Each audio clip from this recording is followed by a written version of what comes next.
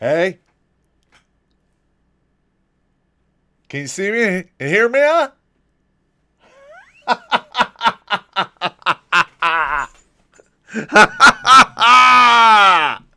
Yeah. All right. Again, we got another situation. Blake's on vacation. He'll be back on Tuesday.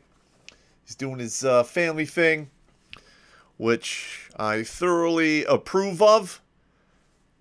So, okay, it's Thursday. And what are we going to talk about? Thought Thursday. Well, I had a lot of people email me this article, and it's in regards to a bunch of paratroopers in England or the UK, whatever you want to call it, who got caught participating in a gangbang. Now listen, I've told a lot of Army stories in regards to some of the shenanigans that took place when I was in the military. And I remember getting a lot of comments and a couple of emails saying I made the whole thing up and it's all a bunch of bullshit. Well, let's take a look at the following article. Okay, leaked Barracks orgy video gets hundreds of British paratroopers barred from a NATO mission. Okay. Part of me is thinking maybe they did this on purpose, because I've actually done some joint training exercises with NATO, and they were complete shit. All right. Their whole bureaucratic process is slow. You know, they have, different commanders from different countries. There's always language and cultural barriers. Not to mention, you got, people in charge of the exercise. Then you have graders, and it's just a huge clusterfuck. Okay, that's part of me thinks that. The other part, which makes more sense, is, Joe's stupid. Okay. I don't really understand this, but ever since they started putting, phones and, cameras in these phones, Joe, and when I say Joe, I mean service members, continuously rip their own penises off and ram them up their own asses. Those are fucking stupid. Now, if you recall, and I'm sure everyone watching does, we had a huge hooty-hoo with Iraq. It started roughly in 2003-ish. And then, by the time I got there in 2004, the 172nd or 173rd MP battalion from the East Coast, there was an MP battalion, so they were, guarding prisoners on Abu Ghraib prison, and they decided to photograph themselves torturing these said prisoners. And it turned into a huge problem that wound up with Abu Ghraib being mortared virtually every day, 3 to 5 times a day for about a year. I was really only there for 8 months, but, it kept going after we left. So what does this tell you? Common sense didn't really exist back then as the same it is today. I have no idea why that is, but it is insane. Now, if we go down this article here, all right, there they are in their red berets. Oh, isn't that nice? They're all wearing their masks. In this clown here, I shouldn't say clown, this disrespectfully, he is a paratrooper. I'm sorry.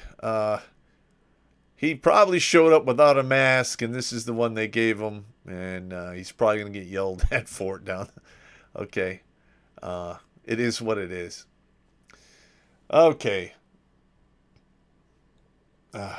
British paratroopers being barred from deploying to NATO exercises in the Balkans after video leaked online of soldiers having an orgy with a civilian woman in the barracks. According to the Times of London, military police earlier this month began investigating members of the 3rd PIR Regiment, which is Paratrooper Infantry Regiment, PIR. Reported on a June 7 that video clips were circulated on social media of a civilian woman engaging in consensual orgy with paratroopers in Melville Barracks while dozens watched. All right, the key word here is this. Consensual. All right.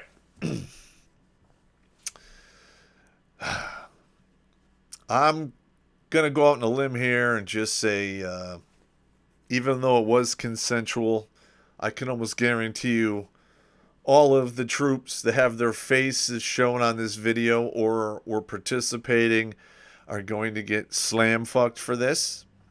And when it comes to the military and military justice, if you're below a certain rank, you are virtually at the complete mercy of your battalion commander, and they can pretty much, run you up the flagpole, take away rank, money, put you on extra duty. They can do all kinds of shit to you. Now, I don't know if the same bureaucratic processes are in place in the British Army. I've never served in the British Army, and I've never had to deal with their justice system, let alone their military justice system. But I'm pretty sure there's a lot of similarities there. Now, later on in this article, you'll see here it was consensual, and they quite literally... Where's the number at? Okay, again, they're talking about the deployment. I believe that she had been snuck into the barracks 31 times prior to this. 31 times. So 31 times they snuck this woman into the barracks, and they had, some fun. And this happens all the time. All right. When I was in the Army, there was a little bit of this in Legland when I was in 9th ID. But those women were, how shall I say this? They were less sporty. When I got to the Ranger Battalion and later on in Special Forces, the quality of the woman radically increased. And they were more than willing to do all kinds of nefarious things. All right, so I'm going to tell you a couple stories here about this. And hopefully you guys will enjoy this. Let me get back onto the main screen. All right, so now, for those of you that watch this channel on a regular basis, most of these you've probably already heard before. But according to the analytics, every time I do a live stream, I have anywhere between 500 and 700 new viewers. So, and those people probably haven't heard these. All right, so without further ado, here is some salute stories. Okay, this one here.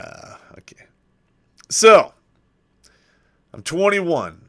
I'm in the 2nd Ranger Battalion, and I'm hanging out with another Ranger from Charlie Company, last name Lewis. Now, he and I were in 9th ID together, and so I knew him quite well. And he was one of the, I think he was the only other enlisted soldier who was able to get an airborne school slot and get assigned to the Ranger Battalion coming from 9th ID. Well, his chain of command supported him and had no problem, doing his paperwork, whereas mine fucked me hard. That's another story. I've already told you that. So he and we go out to the Madigan Club, and we're hanging out, and we link up with these two ladies. And, I lost the coin toss, so I was the one that had to fall in the hand grenade. Meaning, had to deal with the anchor. Now, for those of you that don't know how this all works, back in the day when there was, a group of ladies out, if there was 5 or 6 of them, there's always the overweight one or the fat one that is the anchor for the rest of them. All right, so you have to get around that. Now, this particular case, the anchor was not that, she wasn't fat, but she was full German. And, it just is what it is. So I'm like, okay, I'll fall in the hand grenade for you. And I, drank her up to a 6 or a 7. And my buddy Lewis is going after her friend, who was not a lot better, but a little bit better than the one I was dealing with. But it was all midnight, so it is what it is. Run out of time. Last call's at 1:30. And, we drove there in his car, but, we were both drinking, so this girl is going to drive us back to the barracks with her friend. Okay. So one thing leads to another, and we wind up in the Ranger Battalion compound, at the far end by Alpha Company, where there used to be a huge gravel parking lot. It's probably gone now. That was 30 years ago. And, I'm not going to, risk taking this woman into the barracks. I didn't want to hear, I just would never hear the end of it. It is what it is. Now, this isn't one of my prouder moments, but what are you going to do? So, he and I take these two girls up on top of Noble Hill, which, is a hill, just outside the compound of the 2nd Ranger Battalion. There was a gate there. You just walk through. You walk up the hill. And there they had the fast rope tower, a hand-to-hand pit, some other obstacles. And lo and behold, there was a couple of guard shacks. Well, he's out there doing his thing, and I'm not really in the mood to get into a guard shack. And so I'm outside.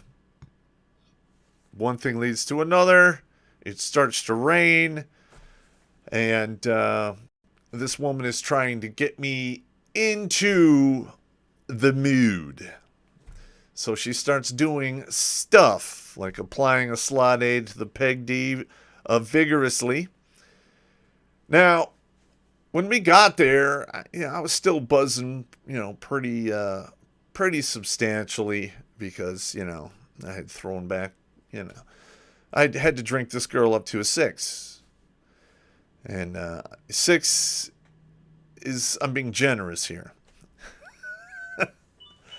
Well, after everything unfolded, this whole thing had been going on for maybe 10 or 15 minutes. And after a while, I was just, I just wasn't into it. And I'm like, in my mind, I'm sobering up. I'm like, I'm going to have to talk to this girl.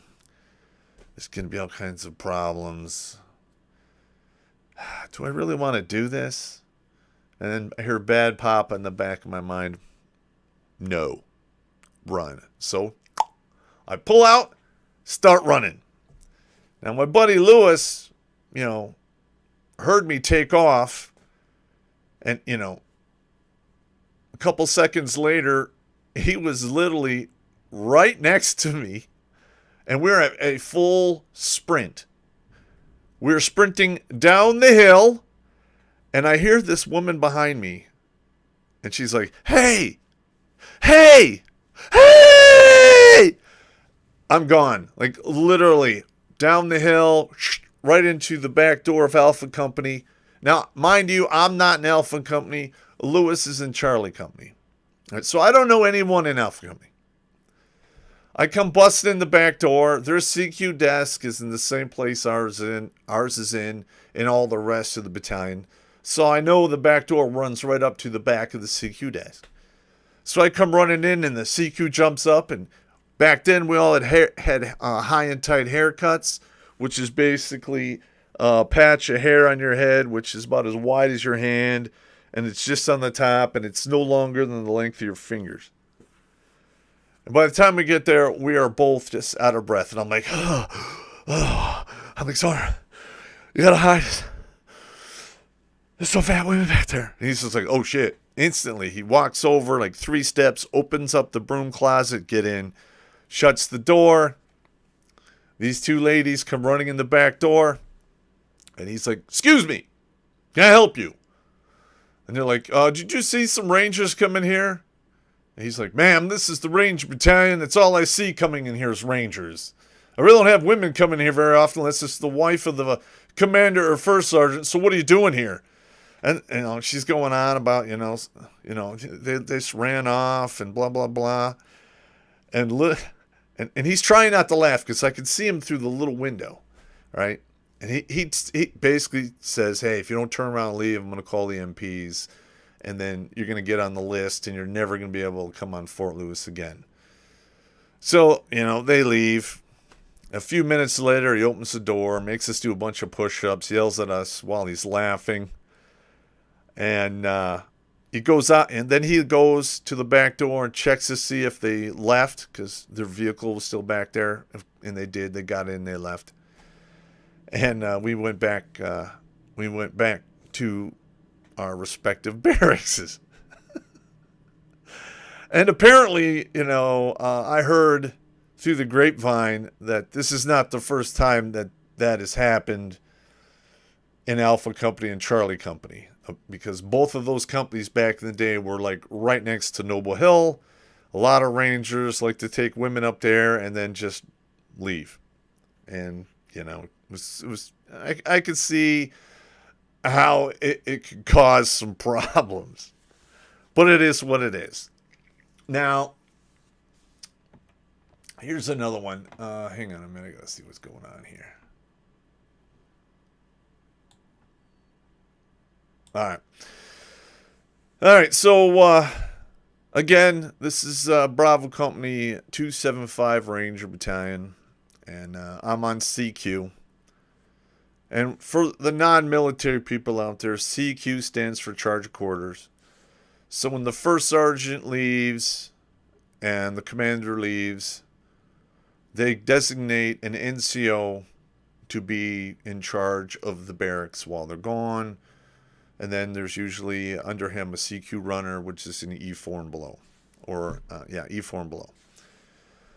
So, I don't know, it's like 1 in the morning ish. And what I usually do is every hour I get up from the desk, I walk through all 3 of the floors, upstairs and downstairs, and then I do a walk through the parking lot, and then I walk around the building just to make sure everything is copacetic. And I walk out the front door, turn left, walk to the parking lot. I'm about halfway through the parking lot, and I hear, in the background, I hear this, and I don't look now because I know, if I look, then they're probably going to drop this woman who they were hauling up to the 3rd floor on a goddamn rope.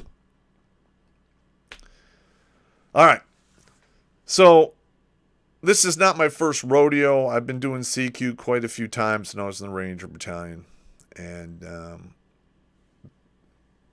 Rangers are going to Ranger.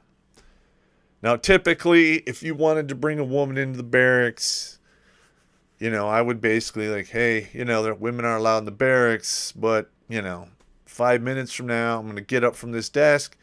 I'm going to walk down there to the vending machine and get a Snickers bar and a Coke.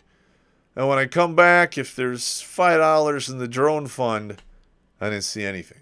And what the drone fund was a little metal cup that, Rangers would come by and throw money in that we can buy pizzas, Cokes, and stuff. And I turned it into a complete business. So, I come back, I go get a Coke, I come back, and, I'm walking through the parking lot, and out of the corner of my eye, I see this woman, and she's somewhere between the second and third floor, dangling on the end of a rope. She's wearing a mini skirt, and she's on the slightly roomy side. Now, I didn't say nothing. I didn't act like I saw it. I just continued to walk around the building because I knew that they'd probably drop her, and I'd have to deal with a woman with broken legs and arms, and there'd be a mountain of paperwork and all kinds of problems. And all of that would happen on my watch. I didn't want that. So I come around in through the front door, and in the CQ desk, there's a big, huge ring of keys. And I have a key to every room in the barracks. And I go up there and, I know roundabout what room it's happening in. And I go up there and I open one guy's door and he's in there playing duck hunt. Open another one, it wasn't locked. There's just a bunch of Rangers in there drinking who are under 21. So I extorted them for some money. And finally I get to the third room. I go in there, and there's this woman and her friend are in there, and they're naked. There's no clothes on anyone. There's 4 Rangers in this room and 2 chicks. The math doesn't really add up. But I walk in there and I turn the light on, and these Rangers are And I remember the closest one, I'm like, you in the hall. And he's trying to put on his underwear. I'm like, no, now. I shut the door. He comes out. I'm like, what the fuck you doing, Ranger? All right. Are you that goddamn cheap? You just can't throw $5 in the fucking drone fund? And you got to haul this woman up on a fucking rope to the 3rd floor? Are we serious? He's like, oh, sorry. I'm just like, I don't hear it. I don't hear it. Pack him up and get the hell out of here. I don't want to take him out the back door. Don't lower him on the rope. And then come see me. So after, it was 10 minutes later, I yelled at him, do a bunch of push-ups. And they didn't have any money, so I had him bring me a couple beers. And that was it. And, every time something like that was to happen, you're technically supposed to write it in the log. And then in the morning, before you change shifts, you copy your logbook pages and you put them on the first sergeant's desk. I sure as shit was not going to put that in the log. Because 1, I didn't want to see anybody get hemmed up really bad. And 2, there were no cops involved and there were no injuries. As far as I was concerned, it was just some harmless fun. All right, and that's not the first time something like that has happened. Here's another story. Again, I'm on CQ. And it's earlier in the evening. It's 9:30, 10 o'clock. And then, from the stairwell is literally 15 feet away from the CQ desk. And I hear a hairdryer. All right. So I'm like, what the fuck is going on? What vain motherfucker needs a goddamn hairdryer to dry your hair when it's not over half an inch fucking long? So again, I walk up there. Nothing on the 2nd floor. Sounds coming from the 3rd floor. Now, it's not the same room where the fat girls were, but it was a couple doors down. And I open the door, and there's this woman in there, naked as the day is long, blow drying her hair. So they had snuck this girl into the barracks. She took a shower in the shower room, came out, and was getting her hair dried. And I'm like, literally, I'm like, oh my God. Again, I give the guy the same riot act. I pull him on the hall. I'm like, what the fuck you doing, man? All right. If you're going to sneak women in the barracks, for God's sake, don't use a goddamn hairdryer, you dumbass. And, and I got like $5 out of him, too. Of course, I didn't take the money directly. It had to be put in the drone fund, and then everything was fine. And then this is another one, and it's actually pretty funny. And this happened during the week. Okay. Again, I'm on CQ. It's like Wednesday night, maybe Thursday. It's not near a weekend or anything like that.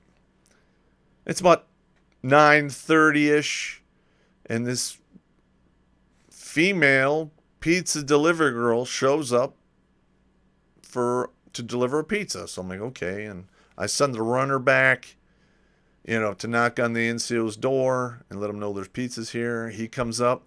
Immediately he starts chatting up this girl.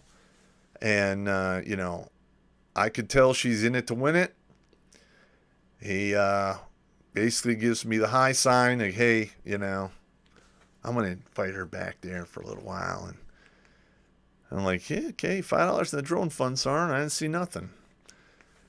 So, about 45, maybe it's an hour and 15 minutes later. I'm at the desk, reading a book, answering the phone, harassing people as they come and go. Because, you got to keep it interesting. And I hear this commotion from down the hall. Now, I'm on the first floor. I'm on the ground floor. I remember I roll my chair back and I look and I see there's like 5 or 6 dudes in the hallway. I'm like, yeah, okay. I gotta go check it out now, because normally that doesn't happen on, a Wednesday or Thursday night. So it's about 11 o'clock now, 11:20. And I walk down there, and there's the sergeant with 6 other dudes in there. And this woman is just getting plowed from both ends. Okay, there's a whiskey bottle on the ground. I'm like, oh God. I'm like, you guys are going to go to fucking jail. So I break it up. I tell him I'll get the fuck out of here. And I tell the dude, he was the E5. I'm like, hey, Sergeant, this is how it works. You're going to lay with her until she sobers up. And you're going to be all nicey nice with her. And you're going to walk her to her fucking car and get her the fuck out of here. Better yet, you're going to walk her to her car and drive her to whatever gate she needs to go to, and then leave her there to drive home on her own, because I don't want to have any of this shit happen on post. So he's like, okay. And I guess he had a buddy follow him, and they drove her out, dropped her off, and then I never heard anything more about it again. And did I put that in the logbook? Fuck no, I did not. Are you out of your goddamn mind? And the next one is this one.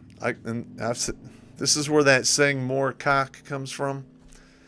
And it reminds me exactly of this paratrooper story. All right. Again, I'm on CQ.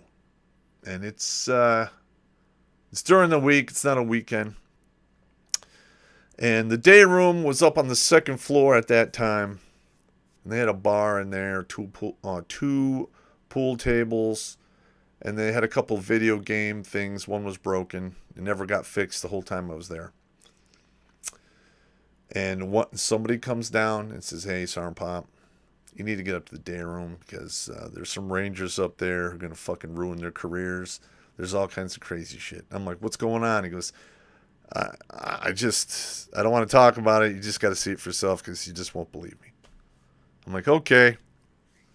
So I already know this is going to be bad. And I walk up there, and I can hear probably a good 20, 30 people in the Dayroom. There's never that many people in there. Even on the weekends, maybe you have maybe 6 to 12 people, and that's usually between 8 o'clock and midnight.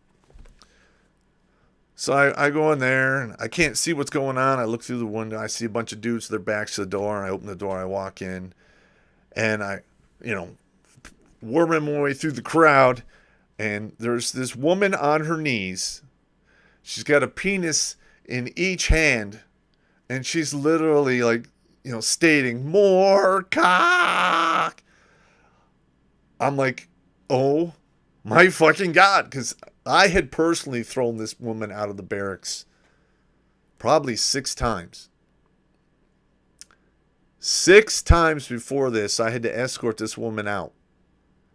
And here she is in the day room. Lights are on. 30 some odd people in there. And there was a couple E6s, standing there, waiting for action, or maybe they had some. So technically, they outrank me during the day, but while I'm on CQ, I outrank them. So I pulled them aside, and I'm like, hey, Sarn, this can go really bad. All she's got to do is say she got Appy raid. The MPs are going to show up. They're going to write reports. There'll be paperwork. People are going to get Article 15s. And if you get Article 15, more than likely, you're getting a one-way ticket down the Lakeland. Get this woman out of the barracks. I'll be coming back up here in 20 minutes.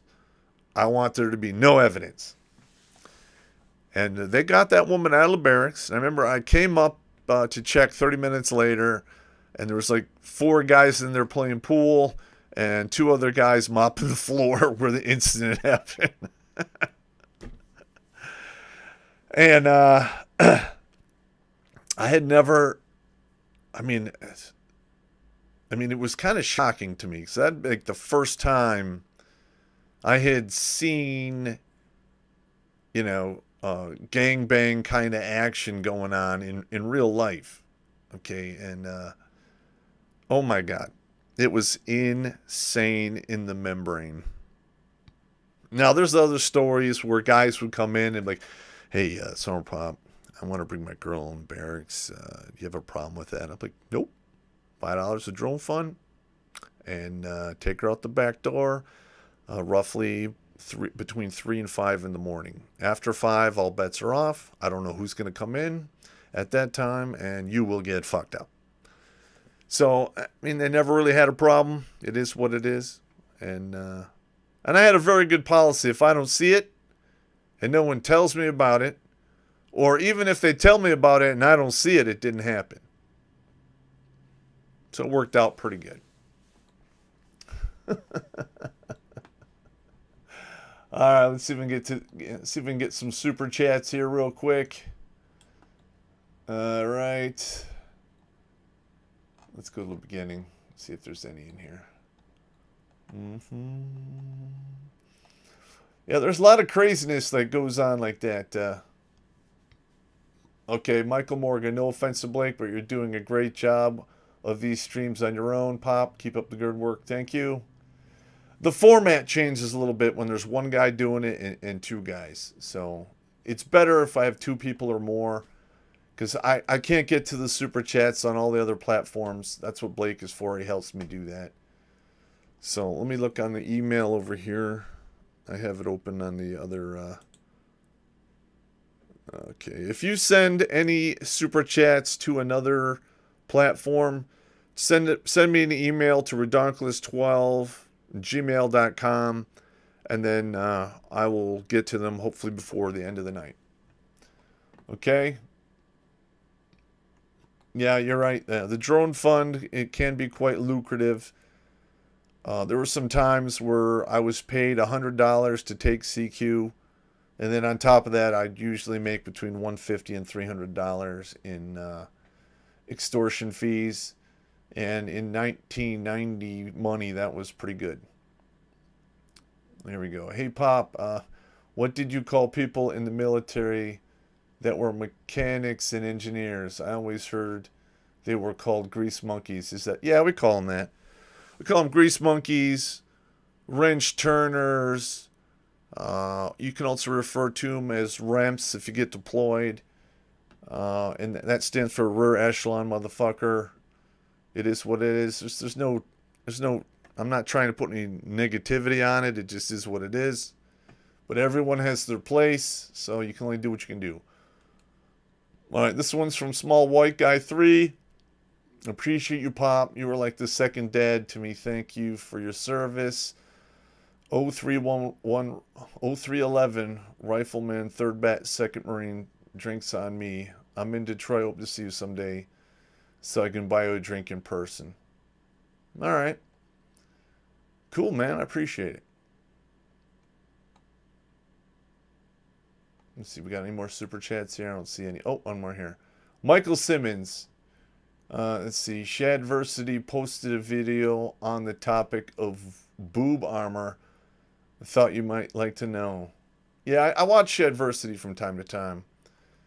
So, I mean, that is pretty cool. I mean, for those of you that don't know, I used to do heavy armored combat.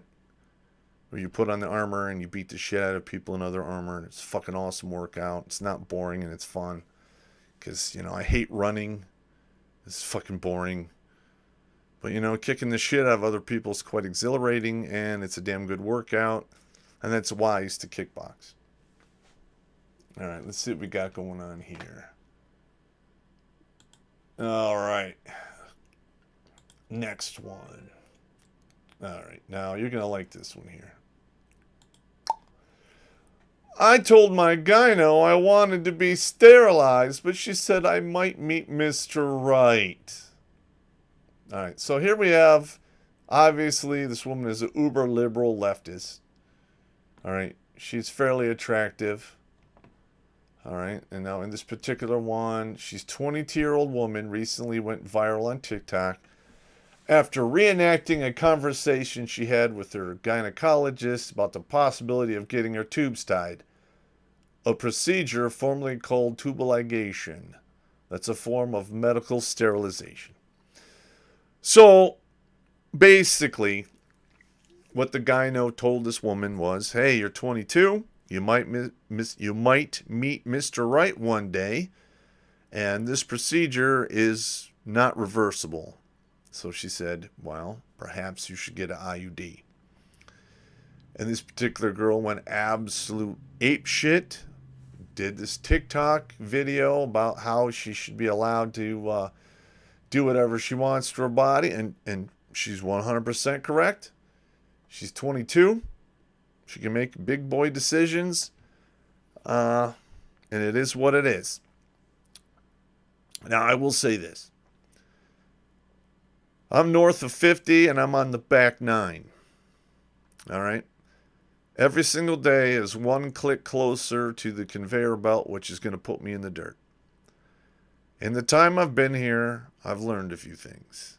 One of those things is women mature faster than men to a point. But once they reach the point where they realize men are attracted to them, mentally they pretty much shut down and they remain where they are for years. And they age much slower than men after that point. And women make all kinds of irrational, emotional decisions. Because we all know emotions change, facts, logic, reason, and reality doesn't. And I have come across quite a few women in my time that once they get to the age of like 26, 27, there's a thing called baby rabies kicks in. And a lot of women, this affects a lot of women. I would say most. All right. Now, when I say most, that's anywhere between 51% and 99%. It's a big range. And they go absolutely nuts. And then you have women in their like early to mid 30s freezing eggs or going to sperm donors to have kids and doing all kinds of wazoo shit. Or they wait till they're 40 and they literally roll through $300,000 or $400,000 trying to get pregnant. Okay, and even if they do, they have a hard time carrying it to term.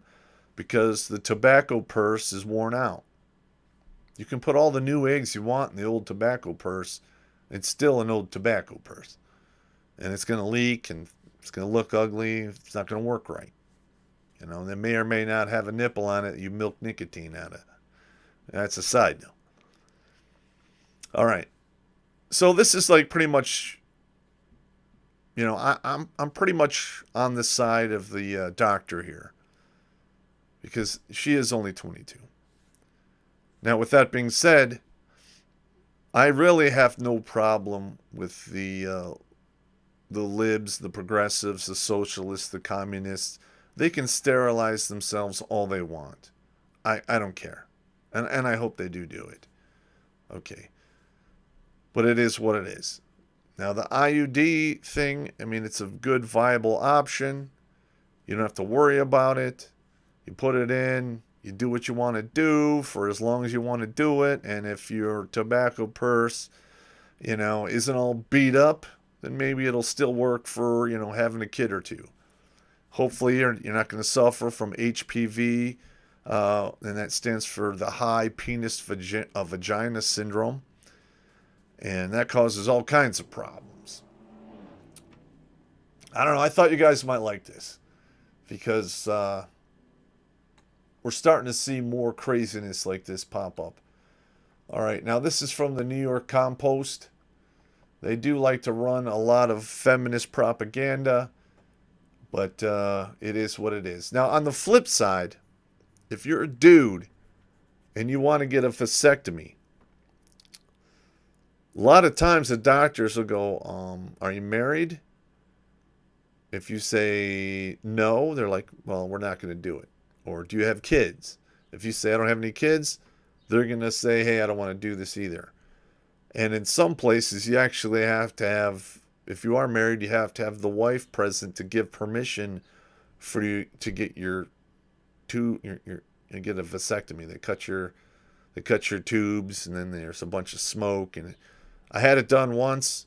It was absolutely painful, and it didn't take. I'm not doing it twice. Okay, fuck that. But, you know, this is a similar thing. And men have been complaining about that fact for decades. Like in the 70s and early 80s, if you wanted a vasectomy, you pretty much had to have 2 or 3 kids already. Other than that, it was a no bueno. They weren't going to do it. So, it is what it is. You gotta laugh, gentlemen. You gotta laugh. You're going to cry. Let's see what we got here in the comments.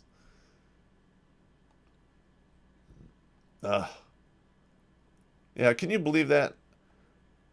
All right, here's another thing about that girl who wanted to get the her tubes tied. Is this. Women enjoy between, was it 24 forms of birth control? And if you want to count the morning after pill, it's about 25. All right, never in all of human history have women had more options to not get pregnant than in today's day and age. All right. And not only that, but they don't have any accountability because they have all of these methods at their disposal not to have kids. But yet they still insist it's their right to murder a child in utero or even after it's born. In some states, some of the proposed laws are up to 28 days after the child's born. It's fucking murder.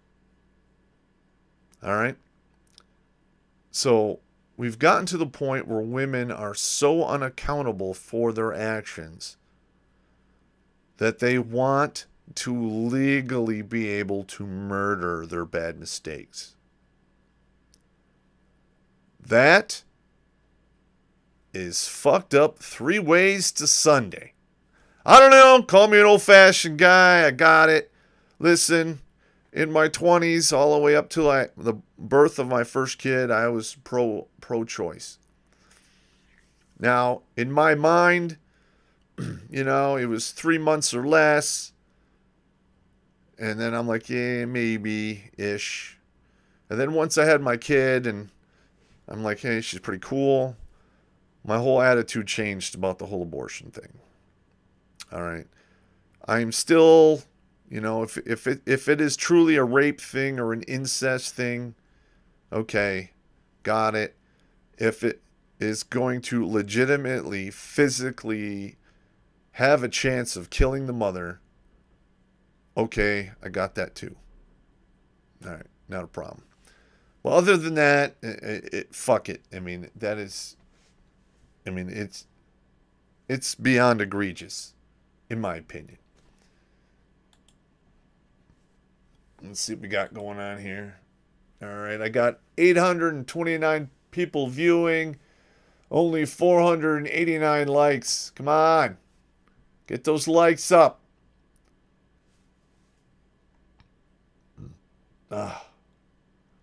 Okay, let's see. Let's hit the next one here. Oh, this is gonna go here. All right. Now, we've heard about all this body positivity stuff, right? Beauty at any size, health at any size. Whereas scientifically, it's been proven that no, being obese basically adds to your chances of all types of death. Okay? My brother who passed away in the morning just this past Friday, he was north of $5 billion. Okay, and it killed him. All right? At the end, gravity wins.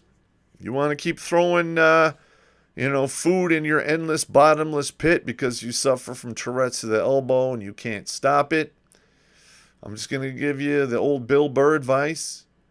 You ate your way in, and you can walk your fucking ass out. Okay? And another thing. And if we have enough time, we'll get to this towards the end. Some of the internet dating stuff. All right. So, women of today are so goddamn delusional that you have women that are 4, 5s, and 6s holding out for the 8, 9s, and 10s. That's just in the looks department. They want to have the six-pack, 6-figure income, 6 feet plus tall. And they don't seem to realize that a woman, when she gets out of high school, her sexual market value is through the roof. Quite literally, they have almost the same amount of power as the CEO in a corporation. And all they had to do was show up to get that power and have a vagina. All right? Whereas a man, at 18, you're so goddamn expendable, you have to be signed up for the draft or else. Okay? Now, just hear me out here. All right. So back in the day, and I'm going back to like when I was a young man and I was dick thinking. I got out of high school, got no play. I mean, I was a pariah. Most of the women in my class wouldn't even talk to me, which is fine. I was a runt. I get it. And then I went in the Army. Things got a little better. And Ranger Battalion, they got a lot better. And I had to go to college, get a job, have money in the bank, car, house. Before I could even think about actually getting married and what have you. Okay. And back then, the average dress size was, I think, 8 to 10. Which is manageable.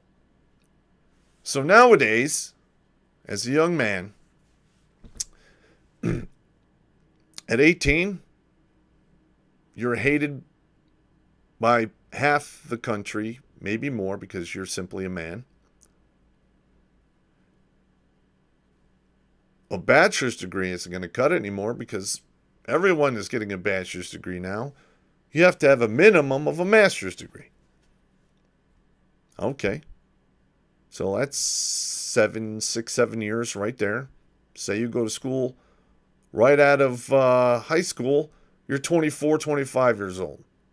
Then you got to work for 2 or 3 years at your job, build up the money you need. Not to mention all the time you have to spend in the gym so you're not fat. You know, hopefully you're 6 feet tall or more. If not, there's fuck all you can do about it. And then you go through all that horse shit for a woman with an average dress size of 18.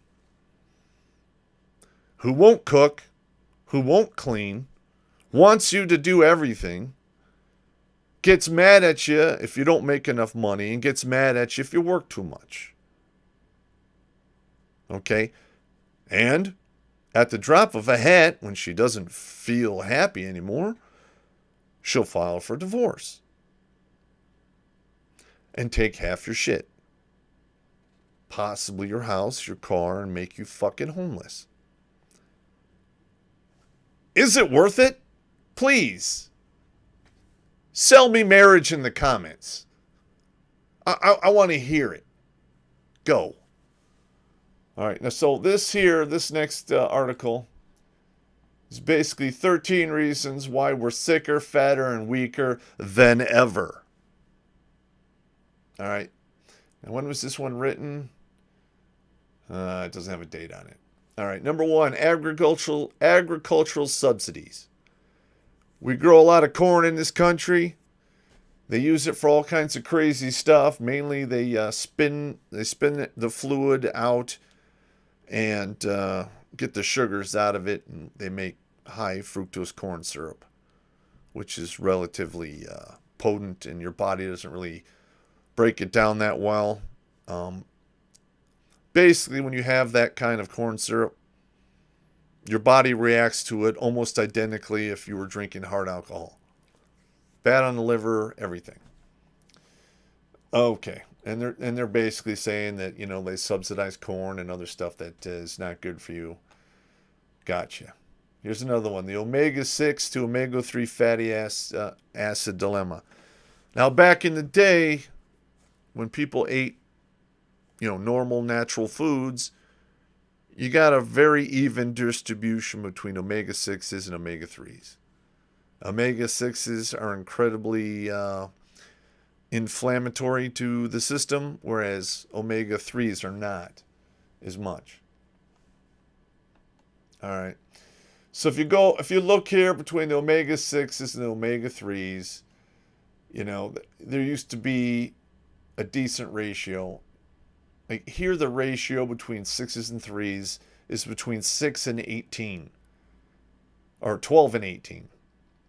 So that means at the end of the day, when you lay down at bed, you have eaten roughly 16 times the amount of omega-6s as compared to omega-3s. And I know I'm not a nutritionist, but this is absolutely correct. Then we have the processed garbage. And not only do we have processed food that's garbage, we actually have food that's processed from the process. It's heavily processed. All right? And that pretty much turns it into a, you know, high octane sugar once it hits your body.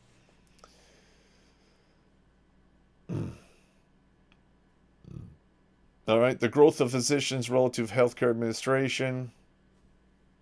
You can see here. Here's the healthcare, here's the administrators. Number 5, sleep. Now, I personally don't sleep well at all, and I think that's the root cause of why I can't lose like the last 15 pounds that I need to get off this meat suit.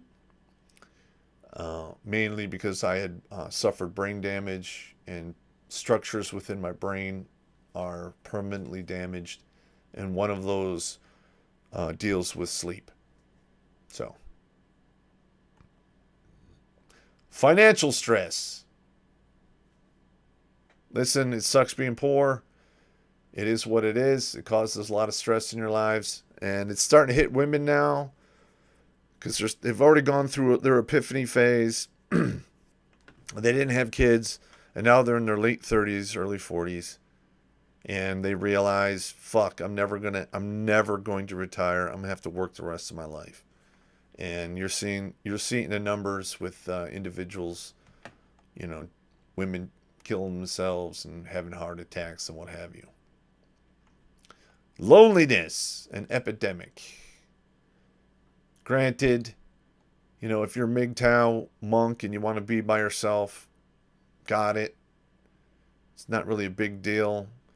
But just keep in the back of your mind, if you're suffering from like chronic loneliness, chances of you having a chronic health problem, they go up astronomically. And what's the one I said here? Yeah, being lonely is the equivalent of smoking 15 cigarettes a day. All right, that's a lot of cigarettes, and we all know what happens to smokers in the long term. Number 8, and this is another big one that's affecting men, testosterone levels are plummeting at record speeds. In fact, the average testosterone today is about half of what it was 50 years ago. So when you're 50 or 40 or 50, your testosterone levels are the equivalent of a 80-some-odd-year-old man in 1950. Again, processed sugar. And I didn't know this one here. The average American needs 22 tablespoons of added sugar per day. That's like 3 or 4 cups of sugar. Holy crap. I love the love handles here. All right, again, they throw in the normalization of pornography. I have no idea what this has to do with anything. I can see how it's destructive and messes with your sexual performance over enough time. And of course, they have to throw this one in here, widespread trauma. Okay. Now, in case you haven't realized this, in today's day and age, the trauma that these kids are experiencing isn't shit. All right, their mommy yelled at them, or maybe their dad spanked them a few times, or they didn't get a car at 16, or what have you. All right, back in the day when you had no guarantee you were going to get additional meals, what the fuck? Or when there was true child abuse.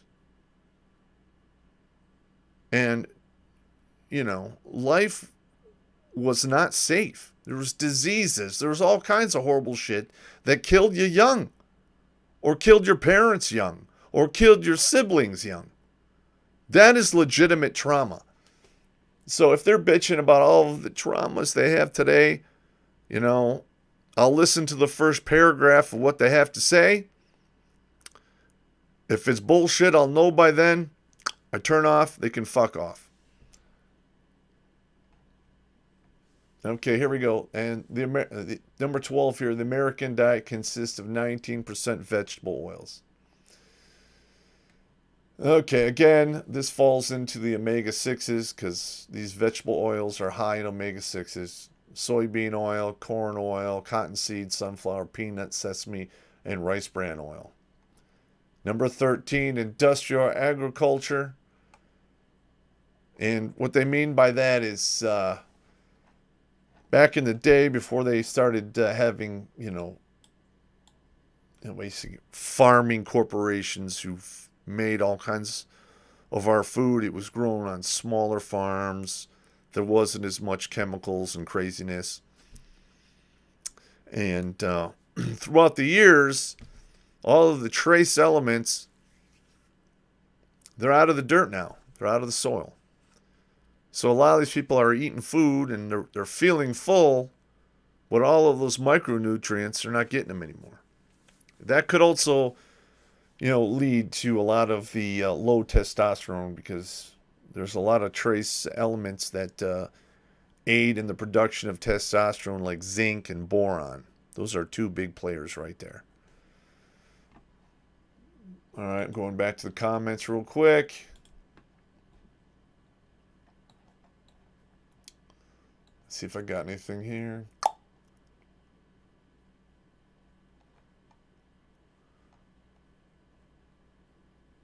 Yeah, weight training does increase testosterone.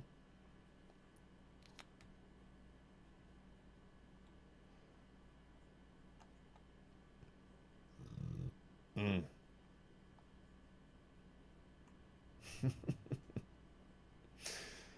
All right, let's hit the next one.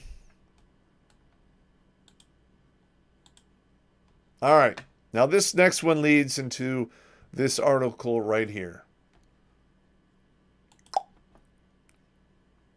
Body positivity is for women, not lazy white guys with dad bods. All right. So basically, what they're stating is this: women who are gravitationally challenged, that's okay. But men better not have a dad bod or forget it. All right. It's just like when you read some of these dating profiles that women write, and they have all of this crazy like checklist of stuff they want from men. I mean, it's insane. You know, and then if a man states he has any standards, he's a pig and a misogynist. You see where we're going here with this, right? All right, this one here is, you'll see down here it says dad bods are the biggest turn-ons for singles in the pandemic sex era, and why girls love dad bods. Okay, but what they're saying is that's not true, and middle-aged white guys with dad bods, not attractive. And again here, if you're a white guy thinking you should just embrace your belly fat and jump on the dad bod positivity bandwagon, this article's for you. You need to understand you are not the target audience for body positivity. It isn't about you guys, it's about us women. There you have it. They do not want equality, they want special treatment. All right.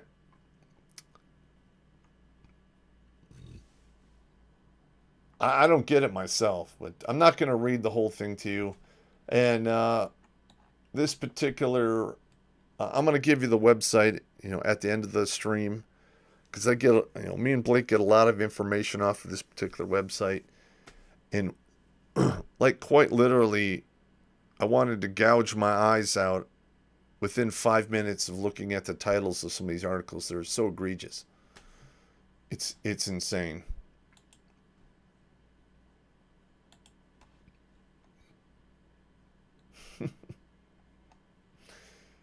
Oh my Lord.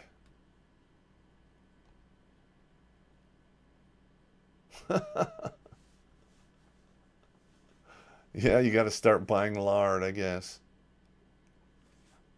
Wow. Wow. All right, let's hit the next one. Now, remember we just talked about the body positivity and how it's only for women. Well, now I'm going to show you another article which is nothing but propaganda to push the agenda for it's okay for women to be fat and lazy. Yes, they go together. If you're lazy, chances are you'll be fat. 10 reasons why being fat is awesome. This is from 2014. 2 years after the propaganda law was shot down by Obama. All right, I'm not going to go through the whole thing. I'm just going to read the best parts here. Fat people, they always get noticed. Yes, they do. When you are morbidly obese, people are going to look at you. They might not say anything to you, but in the back of their mind, they're like, They're thinking, what a fat, lazy piece of shit. That's what I think about. And then you hear all the excuses. Well, I have a hormone imbalance and blah, blah, blah. I'm like, yeah, okay. Does that happen? Yes. Is it common? No. In fact, it's fairly uncommon. They never fuss about food. Of course they don't. If you suffer from Tourette's of the elbow, you can't be picky now. You got to get that food in there. Those are rookie numbers. 4,000 to 10,000 calories a day. They protect you physically. Now this is such a load of bullshit. Okay. The only uber fat individual I've ever seen that I think would be good at protecting somebody is like Butterbean. All right? I mean, that dude was fat as hell and he punched like a freight train.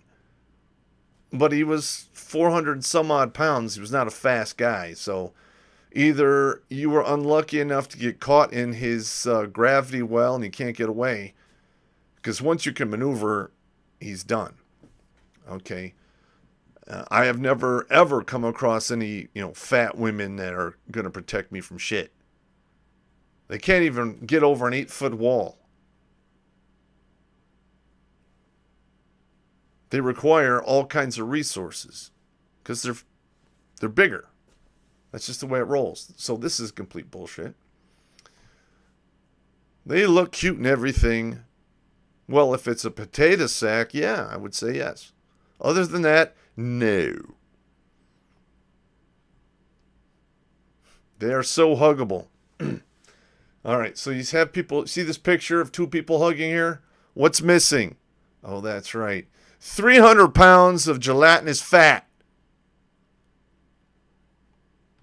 They are good-natured. Now, I've known a lot of fat women, and most, meaning between 51 and 99%, were good-natured. Then you have the other half, or the other portion, which are just wretched, hateful, angry bitches. They are generally very warm.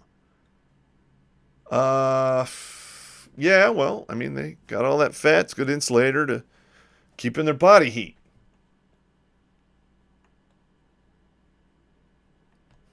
They make good use of buffets. Yes, they do. That is before, COVID-19 hit and pretty much all the buffets were shut down. It'll probably be a long time before we see any more buffets. But it is what it is. They're happy people. I'm going to have to go with no. I'm sorry. I've known a lot of fat women. And maybe a handful were happy and content with what they had going on. Most of them were absolutely miserable. But it is what it is. But you see where this is going, gentlemen, right? I'm trying to show you legitimate propaganda and rip it apart using logic and reason here.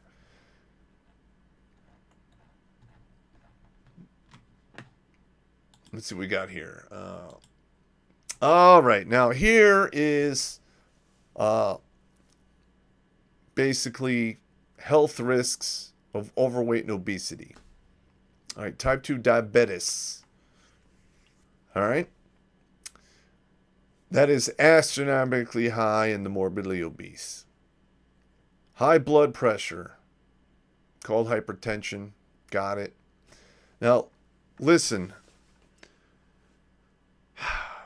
If you're like 6 feet tall and a dude, your body weight, if it's between like 160 and 220, that's pretty much healthy right there. But the bigger you get, the more blood vessels your body has to create. And that means your heart is going to have to work that much harder to push the blood through said veins and capillaries. So if you're 480 and you're 2 times the upper limit of a healthy man who's 6 feet tall, what do you think is going to happen to your heart and your kidneys and your liver and everything else? It's going to wreck you physically. Just absolutely wreck you.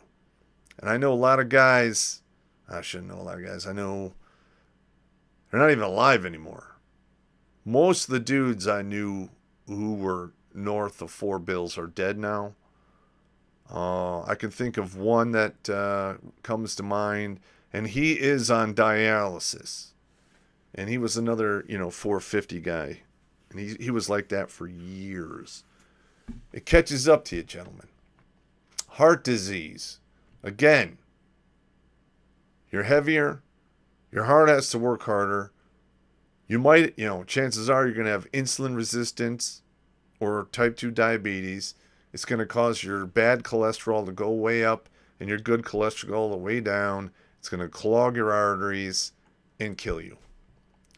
Stroke. This one here, sleep apnea. You can always tell who was going to have sleep apnea, or who was going to snore like a chainsaw in the army. You literally, anyone who's overweight is going to snore like the Dickens. I knew lots of guys, and I was with them as they aged. And then they got, as they got heavier. And right around 28, 30, these men started putting on weight and they would start, snoring like a chainsaw.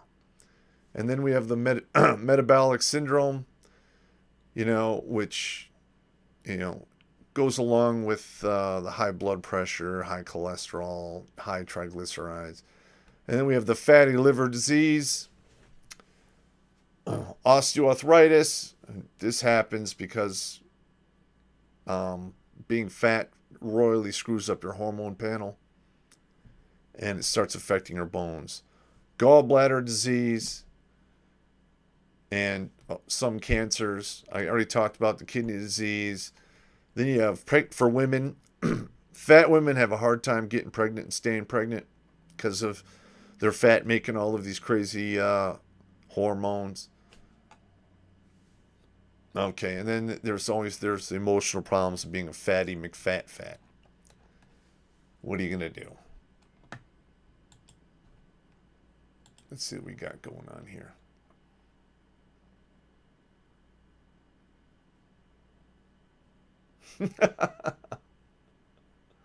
Yeah. So sleep on your stomach, you won't snore. That's not true. I've seen some fat guys who sleep on their stomach, and it doesn't matter what they still snore.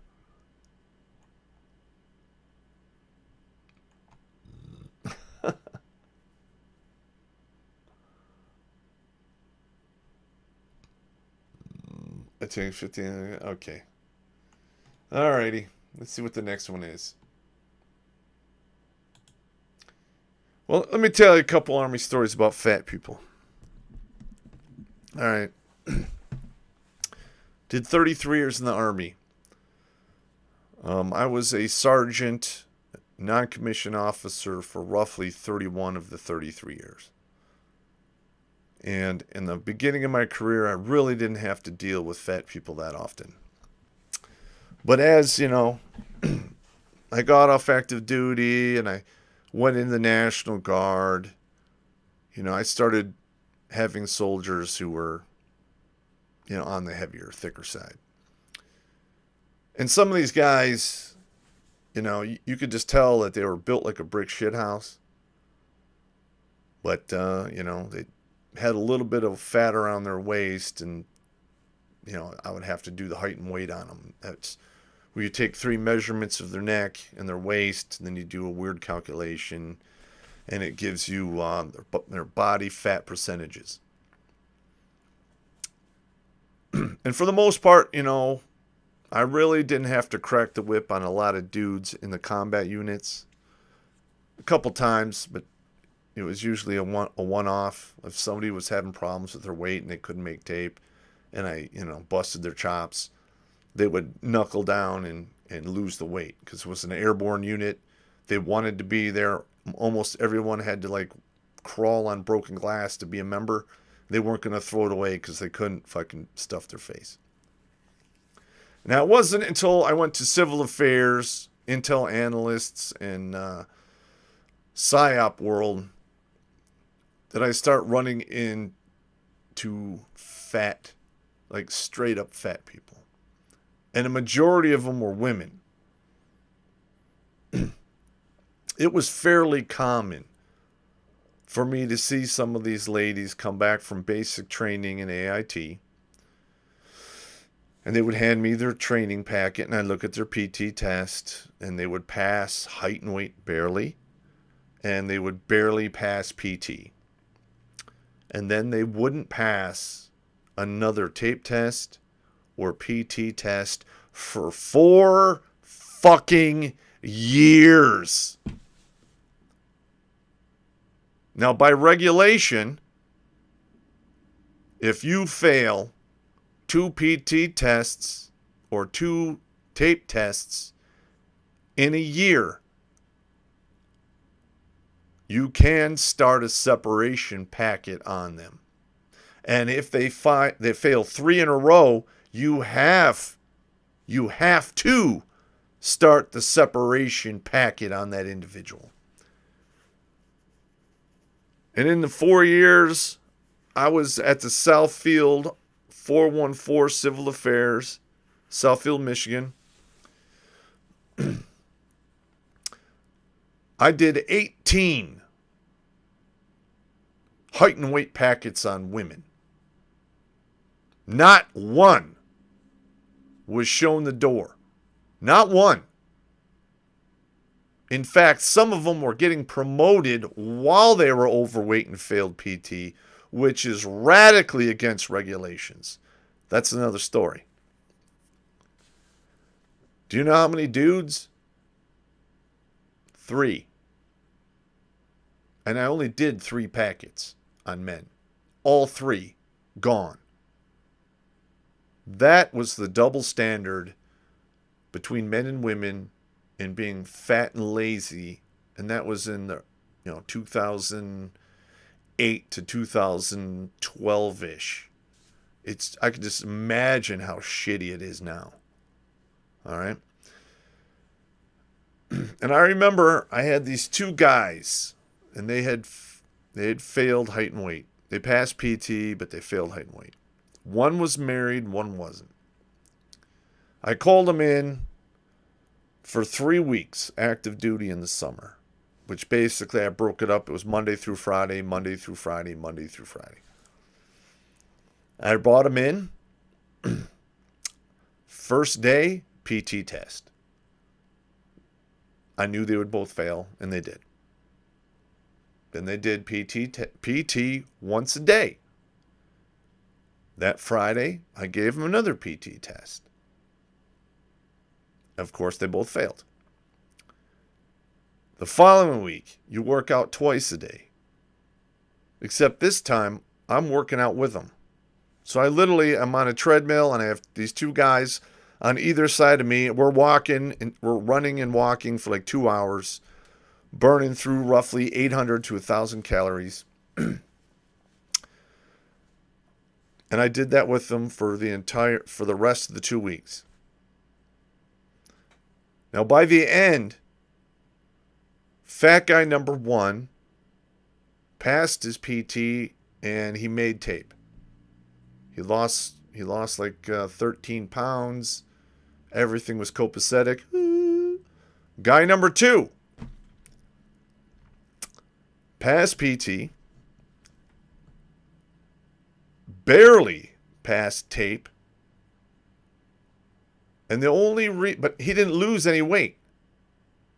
All right. Now the difference between these 2 guys is this: one guy was not married, the other guy was, and I call it the marriage phenomena. And I know exactly how it played out.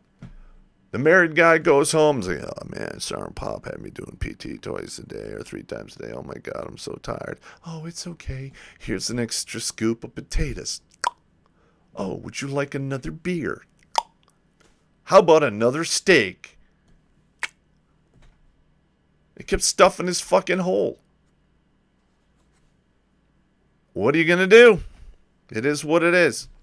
I can only imagine how fucked up it is now. Because there's not a lot of lean, athletic people left in the Western world. And most of them are not going in the military. And I don't blame them. That's just my opinion.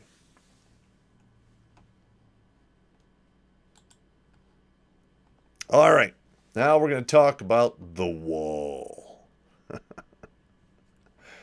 This is one of my favorite subjects right here. Now this one here is from, it's iqfy.com, and it's more propaganda, right? The wall is a myth. The male wall isn't. I'll read that again. The wall is a myth, but the male wall isn't. Okay. Now I'm going to point to a piece of evidence that the older people out there will totally understand. If you live long enough to go to your 10-year high school reunion or your 20-year high school reunion, and you're looking forward to seeing those hot-ass girls that, you know, you walked by all the time in school and you thought they were like so beautiful, you will discover that most of them, meaning anything more than 51% of them, are picked the meat off the bone ugly. That wall starts wreaking havoc on a lot of these women after they turn 25, and it is in full effect by the time they're 32. And I would say 32 to 38 is the worst portion. That's where they age and off a cliff. It's like banana pudding. Like men age like fine wine, women like banana pudding. You whip up the pudding, you put it in the fridge to gel. By the time you take it from the fridge to the table, it turns brown. It's already turned. You see those same women at the 20-year reunion? Holy shit. I went to my 20-year reunion and I could not believe some of these girls that were so beautiful in high school and what became of them. Wow. It's commonplace. But this is more feminism propaganda that they're feeding the women of today, stating there is no wall, don't worry about it. The wall only exists for men. Well, there is a wall for men. We hit it later. But if you have enough money, you can build a ramp to jump the wall. Now, I don't have that kind of fuck you money. Right? The only way I've been able to look somewhat healthy is I take a lot of supplements, I do a lot of PT, and I've been physically active like my entire life. You're going to love this one. No matter your age or particular social circles, you have heard of a massive cope that is the wall. The juvenile male theory that girls will only turn low-value males down until they hit the age of 30 and then magically go into breeding mode, which is called the epiphany phase or baby raby phase. That does happen.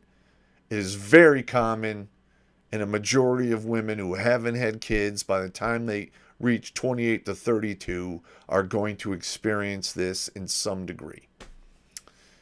All right, which of course necessitates creeps, incels, and assorted other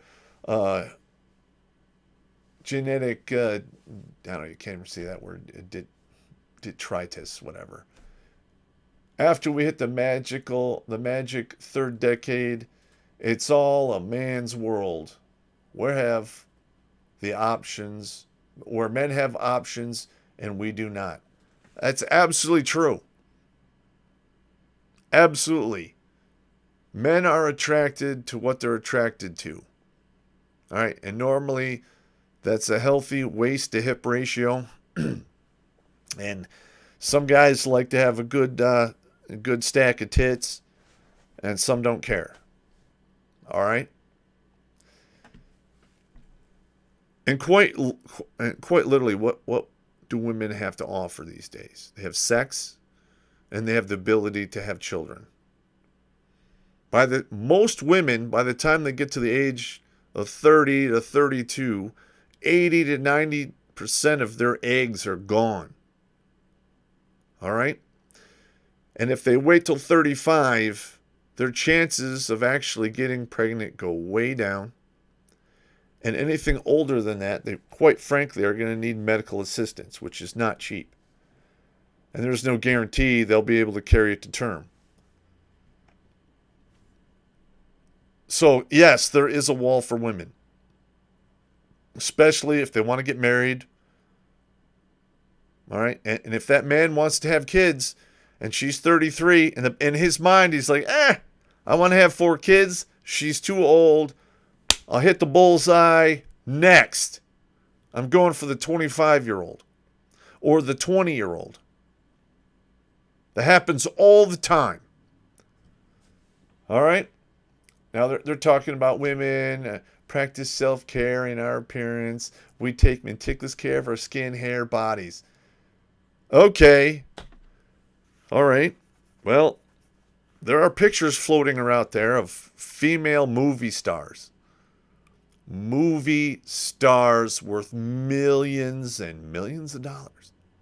They have access to the latest technology and voodoo creams of all types. And you look at them when they were 20, 22 years old, and you look at them now when they're 42 or older, it's a fucking train wreck 85% of the time. Train wreck! I mean, we just had that movie Top Gun, right? It's been like 30 some odd years between the first one and the second one. You look at Tom Cruise.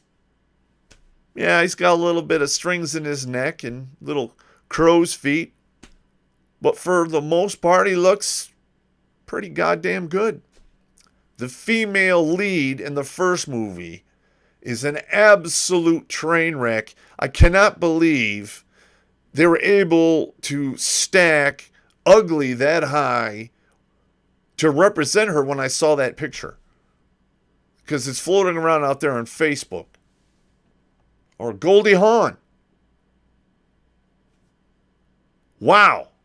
You look at a current picture of her today, oh my God. So, get the hell out of here. Look at this. The male wall, on the other hand, is very real. The average 30-year-old male already has receding hairline. So what? His face has begun to bloat from excessive alcohol usage and poor diet. So is everybody. Miss 18 dress size. I already talked about this. The flat tire. The flat tire is already beginning to form around the midsection. I got mine after Ranger School. He has premature wrinkles. So, women get those a lot easier because they like to drink, smoke, and go get sun tanning. There we go, sun damage. Uneven skin tone because he washes with Axe 3-in-1 hair face. I mean, look at this. It's utter bullshit. Now, they're showing this guy here. This is Chandler from Friends. And if you look at these two, you can tell this guy has gained about 50 pounds. Okay, got it. But I can almost guarantee you this. You put him on some TRT replacement therapy, get him in the gym. 3 months later, he's not going to look anything like this. He'll dump that weight. Most women can't.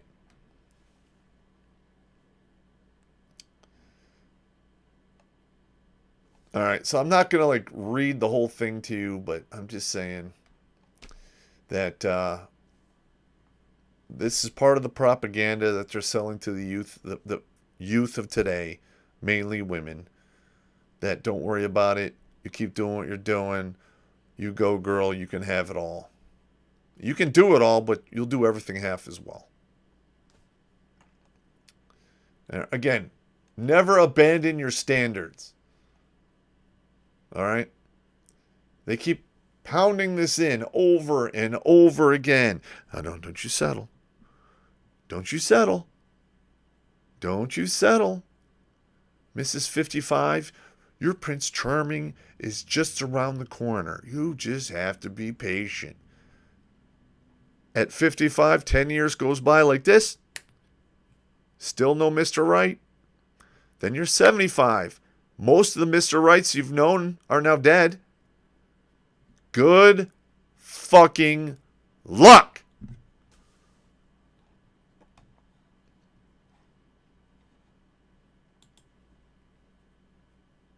All right, let's see what we got going on here. Wow. Wow, you guys are all over this.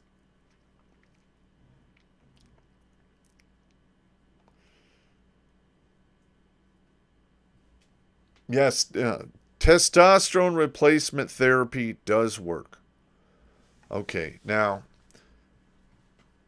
I suffered a TBI when I got blown up in Iraq in 04. Now, it's pretty much medically accepted that individuals who suffer concussions or TBIs will have problems with low T down the road. All right, and that on top of the microplastics and other chemicals that leach into our food from being stored in plastic, mimic testosterone, and I've read a few studies that they suspect that a lot of the chemicals we have and we use on top of the lack of micronutrients is leading to basically lower testosterone. So, I did the TRT for about 6 or 7 years, and I mean, it was okay, but I was having a lot of problems. I was having like the water collecting in my ankles, and then I was having my hair fall out at a faster rate than it should. And it is what it is. But I started taking this. Hang on, I'll show it to you. All right, there. I'm going to hold it up long enough for you guys to see.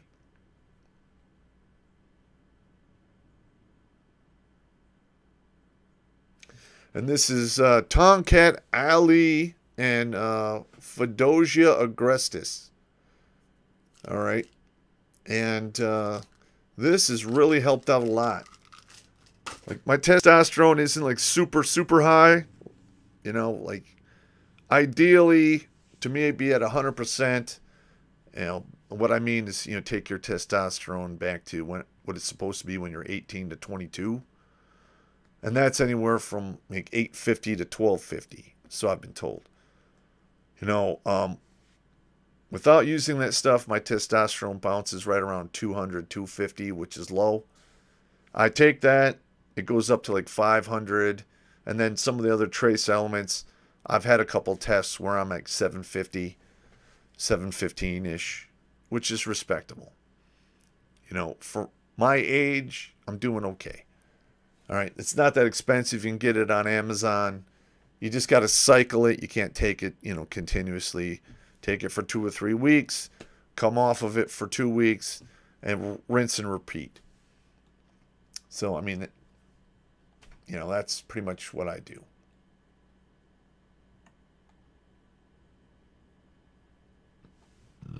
What we got here? Super male vitality. Yeah, ashwagandha. That assists well. But the way that works is it cuts down on cortisol. And if you have a lot of cortisol in your body, that also suppresses testosterone. You take away the cortisol with the ashwagandha, and it'll raise your testosterone.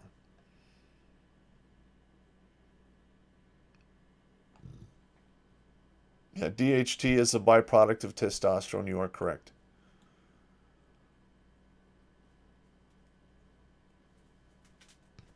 Yes, yes. Take a test, an estrogen blocker when you're on a testosterone cycle.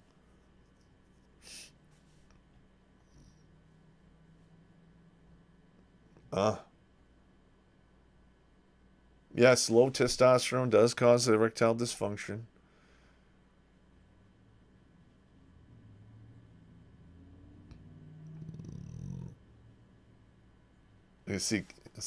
Can you remove estrogen in the water with a filter? Technically, you can, but the water treatment plants that we use today were designed in like the 20s and 30s. They don't have anything that will take out or filter out prescription drugs and stuff. So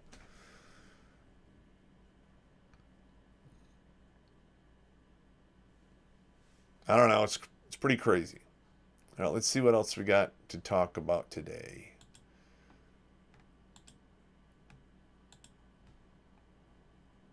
All right, now this one here is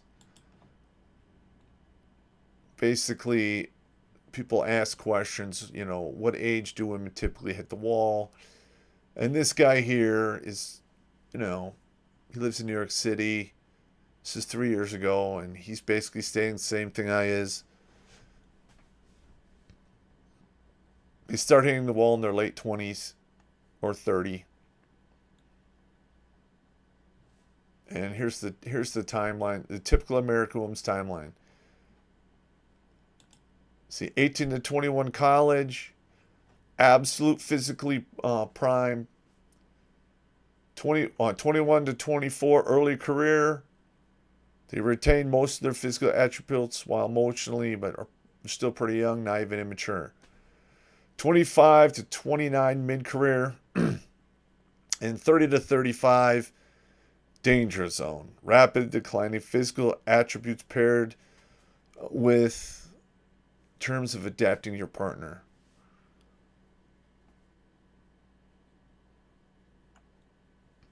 And he's talking about how men evaluate women, basically talking about fit, feminine, friendly, and fertile.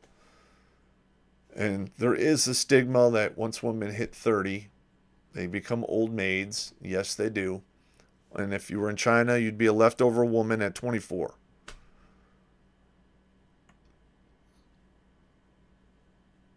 But without that. And see, here it is. In short, without the crux of childbearing, a woman has no real value besides providing sex. So, there you go. I'm not the only one saying this. You're hitting the wall. Bummer for you. What's this next one here? Here's another one. These are just different individuals talking. And what I've noticed here is some guys say it starts at 25. Some say it starts at 30. Some say as late as 32. I guess it all depends upon the woman, her habits, and genetics. All right, but all things being equal, a woman runs out of eggs pretty much between 30 and 35. Maybe some 38. But hey, what are you going to do? All right, what do we got here? Hang on. All right, now we're going to talk. I got last 15 minutes. All right, we're moving right into online dating. And one of the main reasons I want to talk about this is it's becoming very common today for men to do the online dating thing. And what they don't realize is there's pretty much an equal amount of women and men on a lot of these internet dating sites. But the women are all communicating with the top 10%. And all of like the average normal individuals completely ignored. Here we go. Here's some stats. 81% of people lie about their height, weight, age in their online dating profiles. It's absolutely correct. I can't tell you how many ladies I've come across who say, their build is average. Well, I'm sorry, but my definition of average and yours are two different things. All right. When I think of average, I'm thinking of a woman between like 130 and 170 who are between 5'8" and 5'10" tall. 5'8", 5'10" inches tall. All right. What they mean is 2 bills or more. And you can usually tell this because they take that, that iceberg shot where you just see the top of the iceberg, the calamity that will be your life. Okay, you only see the head and the top of the fun bags.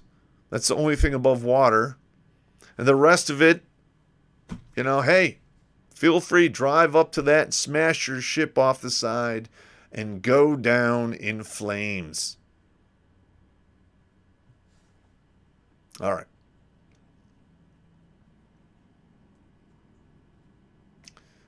See, people who have the word love in their profiles are more likely to find live. Okay, men spend 50% less time reading online dating profiles than women. That is correct. Because us dudes, quite literally, we click on it, we look at your picture from like anywhere from 3 to 10 seconds, and we know yes or no. We don't even read the profile. Don't even read it. Because we know it's a numbers game. We send, winks, or you respond with hello or something like that, and only a small percentage are going to respond to you. So a lot of men burn through this, and it is what it is. It's totally true. Race and class are the most important factors in daters. Yes, that is also correct. Okay, and I would say class is more important to women, and race is more important to men. All right, and then I'm sure if you've ever done the online dating thing, the days of putting in your email address and being able just to look at the menu options are gone. Now you have to put in your email address. You have to fill out a bunch of survey questions because they want to match you with somebody similar, which no guarantee that's going to work. And it turns into a huge clusterfuck. So, in my opinion, I don't even know why they're doing that. It's absolutely useless. See, 1/3 of online daters never go on dates with people they meet online. That would be another thing that women are doing to men, is they will contact you, or you contact them, and then you start talking back and forth, and they never want to meet. You can't get a phone number, but they always want to keep talking to you because what they're looking for is the validation from you, and that's it. They have no intention of meeting you whatsoever. Women who don't drink receive 24% fewer messages than women who do. I don't know if this is true or not. It was never a big factor for me when I was doing the internet dating thing. It didn't matter if you drank or not. The thing that mattered the most for me was smoking. But that's it. Let's see, 30% of women consult with a friend about their profile. Only 16% of men do. Well, I've never ever had a discussion with another dude about his dating profile. All right, I mean, I've known guys that, mention meeting women online and stuff, but I never really went into detail about their profile. It's none of my business. And number 9, couples who meet online are more likely to break up. And on the flip side, couples who meet online are less likely to get divorced. Online dating saves people roughly $6,400. That's a lot of fucking money. But it is what it is.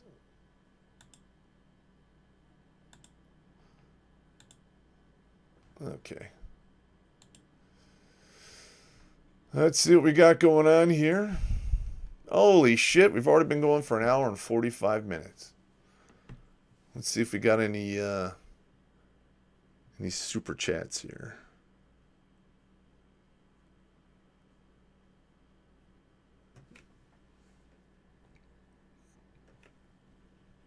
Okay. Not really seeing a lot of super chats tonight. It is what it is. And I can't get to the ones on Rumble, or I only have just one screen. I apologize, you guys. It is what it is. So do you guys like the Army stories? And did you guys like the last Paranormal Popp video I put out with the ghost stories? Let me know in the comments here.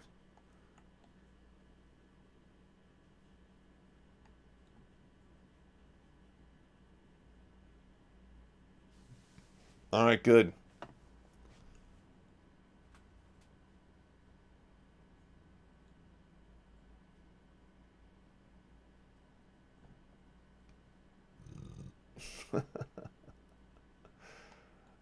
You guys like the Moore Cox story, huh? That was funny.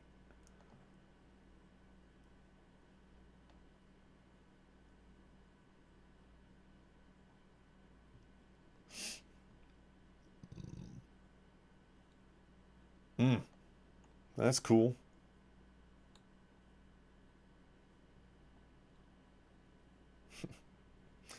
Caradon Caracas, $5 super chat. Thank you.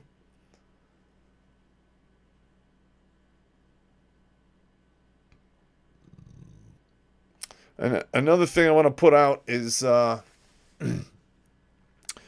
we shut down the class for administrative violence, and we got a lot of emails for people who want to get it, but the time frame had ended. So I think we're gonna keep it an option for that open, but it'll only be a hard copy. And I need to get with Blake when he comes off vacation and talk about how we want to set that up. Either leave it a link on the actual web page, you can get it yourself at your leisure. But it is what it is. There we go. Michael Morgan, not a big fan of Paranormal Popp stuff. Add more Blue Falcon stories on my side, Semper Fi. Polska Bob, Popp, you coming to the meetup? I probably am not going to be able to make it to Chicago.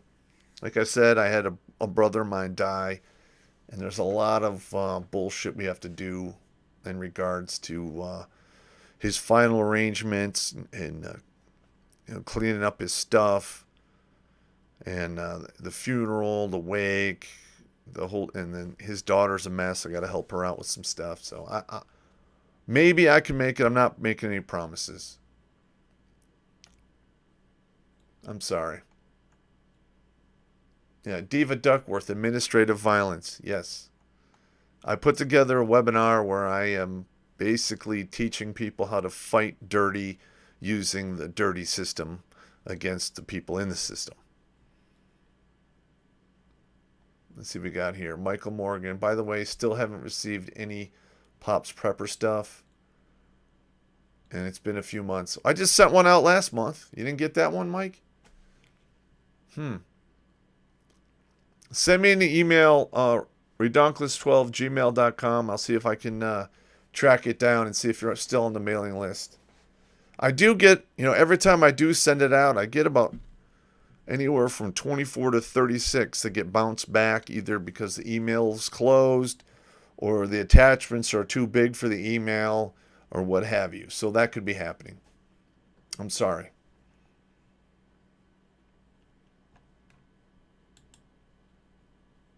Albert R. Who will Pop's Rangers lead the way? Thank you. Let's see. Brack Sampson, 71. What's a good survival manual and what U.S. the recommended dose of Tongat Ali? Keep up the good work. Well, I just take two of these. The bottle says 2 a day, and I usually take 1 in the morning and 1 at night before I go to bed. So whatever that works out to be, I don't know.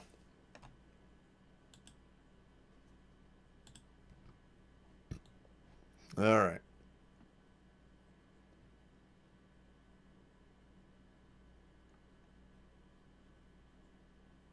All right. Mr. Morgan on it. Email coming in. Cool.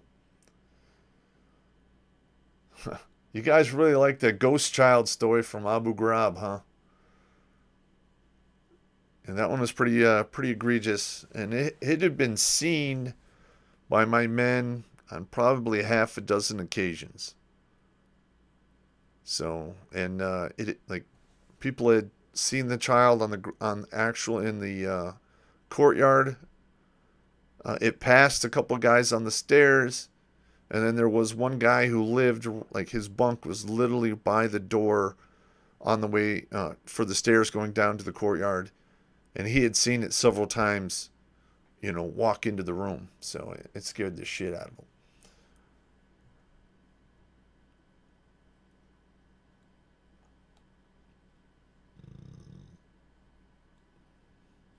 Yeah, Abu Ghraib was packed with ghosts, man.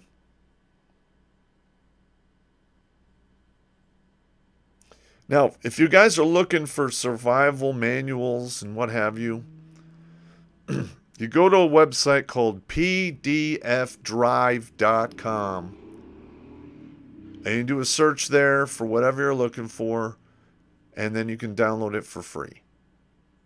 I mean, I've downloaded 6 terabytes of shit from there thus far in the past year and a half. And they have the SAS survival manual. They have the newest sniper manual out there with the addendums for the new rifles and equipment. It's pretty fucking good.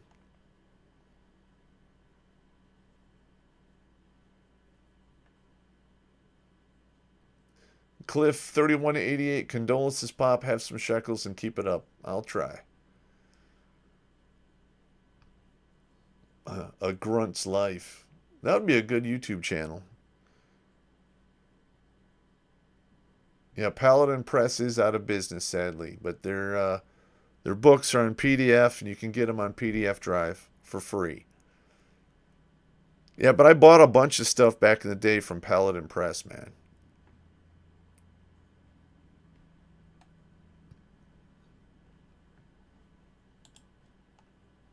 Let's see.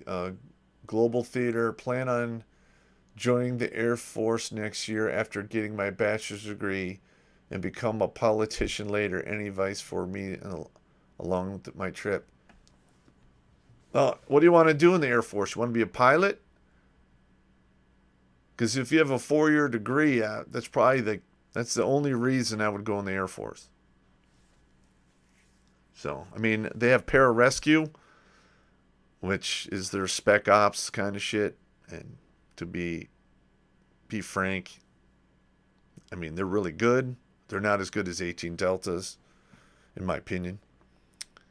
So, and here's another thing, man. The military of today is not the military of 5 years ago. They are quite literally experimenting on the soldiers with their quack medicine. I'm working on a story here. I'm trying to get my hands on the data. Rumor has it somewhere between 20 and 50 plus paratroopers were found dead in their bunks in the past 2 years or year and a half on Fort Bragg. And I'm sure that's happened in on other posts as well. I'm trying to get those reports because that is egregious.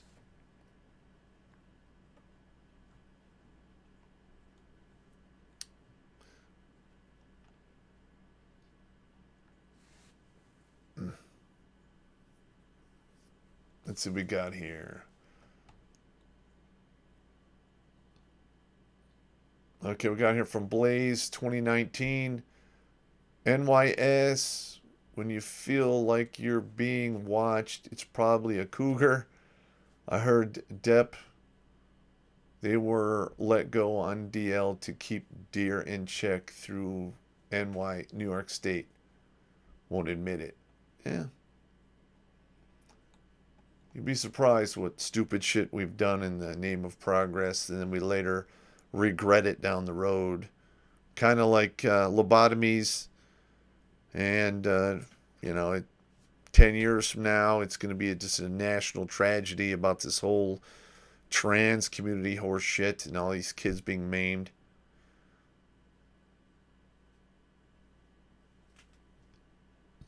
Yes, I have seen the stories on the deaf fluid shortages.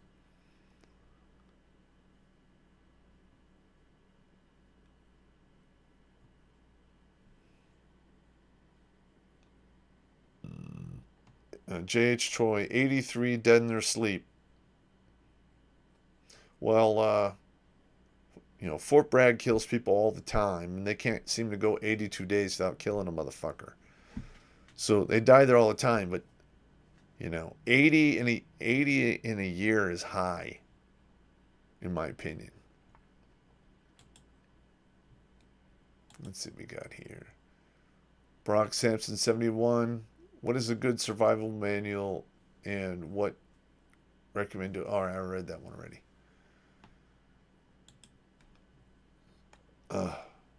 Man, you guys are going to town in here. All right, I'm going to be signing off here in a few minutes. We're already over 2 hours.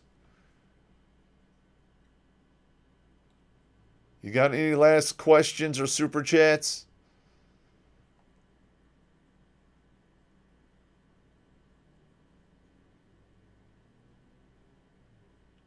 All right, let's see what we got going on.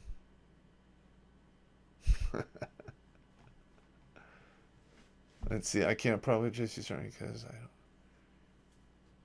Listen, just call me Popp, man. I'm out of the military. Don't worry about it.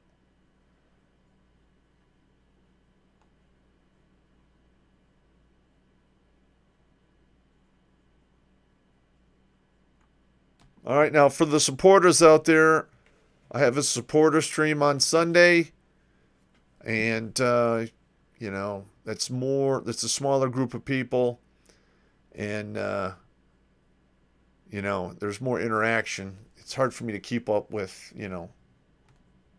2,000, 2,500 people we have on here across all of the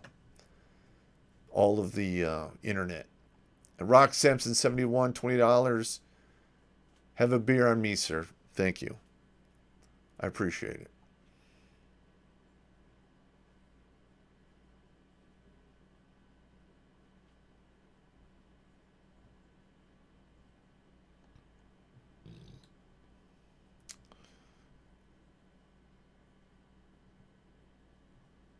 And I think the supporters, we put out like an additional 2 videos a week for them that are not released to the general public, and those are a lot more spicier too. And the supporters have a gilded chat now as well. It's really good networking because I do the survival stuff, and a lot of supporters are into that as well. And they're talking, amongst themselves to make connections. And, we might have some crazy shit coming down the pipe. We'll know here right around midterms.